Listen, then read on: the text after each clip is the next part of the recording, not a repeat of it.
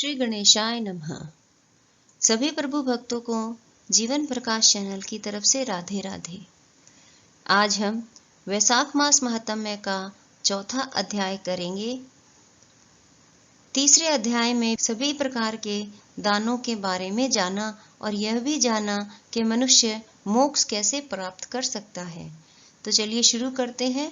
वैशाख मास महात्म्य चौथा अध्याय।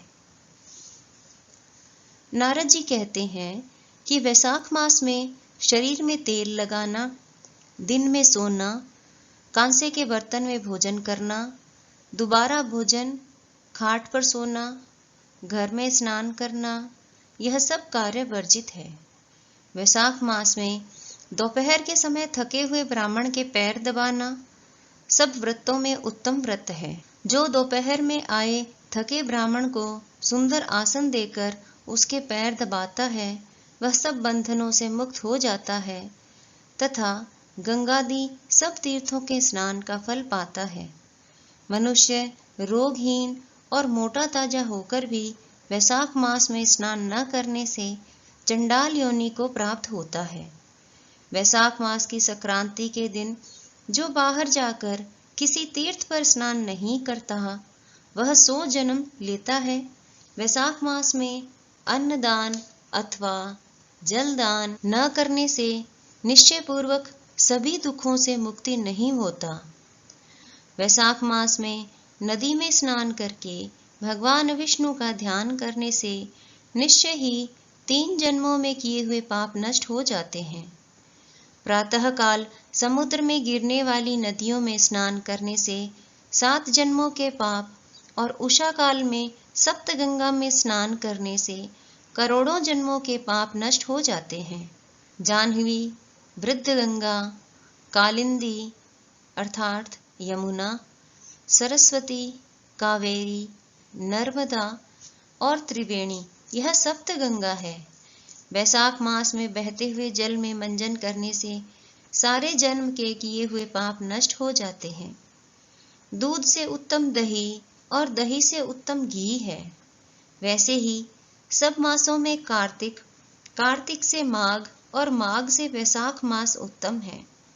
दरिद्र तथा पराधीन को जो भी थोड़ी से थोड़ी वस्तु जल, कंद, मूल, फल, गुड़, छाछ आदि मिल जाए, वही दान करनी चाहिए। दान न करने से दरिद्रता आती है और दरिद्रता से मनुष्य पाप करता है तथा पाप से नरक मिलता है। इसलिए मनुष्य को वित्तानुसार अवश्य दान करना चाहिए। वैशाख मास के देवता विष्णु हैं। इस कारण इस मास में किया हुआ जप, दान, यज्ञ और तप अधिक फल देने वाले हैं।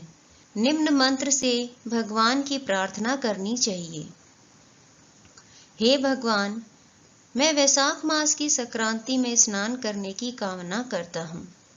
कृपया आप इसको पूर्ण करें तथा हे मधुसूदन, मैं स्नान करके आपको अर्घ्य देता हूँ, आप इसे ग्रहण करें। गंगादि सब तीर्थ मेरे अर्घ्य को ग्रहण करके मुझ पर प्रसन्न हो। आप समदर्शी पापियों पर भी कृपा करके मेरे अर्घ्य को ग्रहण करें और यथोचित फल देवें। इस प्रकार अर्घ्य देकर स्नान करके वस्त्र पहन अपना नित्य नियम करें और वैशाख में उत्पन्न होने वाले फूलों से भगवान का पूजन करें तथा वैशाख की कथा सुनें। इससे करोड़ों जन्मों के पाप नष्ट हो जाते हैं। जो तुलसी दल से भगवान का पूजन करता है, वह सार्वभौम राजा होकर अनेक जन्मों में विविध सुखों को भोगता है और फिर अपने कितने ही कुलों के साथ विष्णु की सायुज्य मुक्ति पाता है। इसी के साथ वैशाख मास महात्म्य का चौथा अध्याय पूर्ण हुआ। जय श्री कृष्ण।